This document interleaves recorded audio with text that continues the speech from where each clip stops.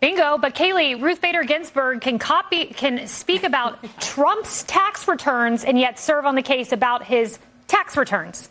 Yeah, it's remarkable how Democrats suddenly discovered that they care about ethics after Donald Trump was elected to the White House. And Lisa's right. These attacks have become so predictable because they happen at the same time every year, right before the Supreme Court is about to release its decisions. Remember the whole hoo-ha over Clarence Thomas last year? Now we have the attacks on Alito. And you notice how they never go after the substance of the decisions that the justices make. It's always personal attacks that actually become dangerous when radical left-wing activists show up at these justices' houses and threaten their lives.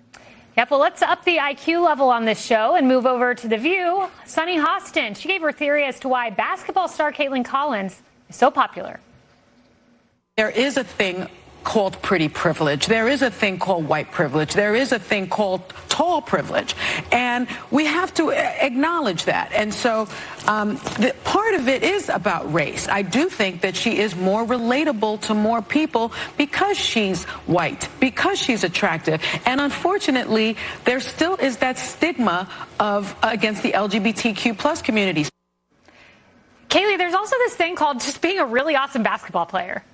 Yeah, and what is tall privilege? Has she tried to wear heels being over 6 feet? I don't think so. I don't think that's a thing either. But I'll just say, as a young woman, it is so disappointing to see that all of the attacks on Caitlin Clark are coming from other women. And this is coming from the same people on this show, The View, who chirp all day long about how conservatives are allegedly going to erase progress or bring America back to the old days. And yet, what are they doing? They're dragging another young woman down because of her sex and her success and her skin color.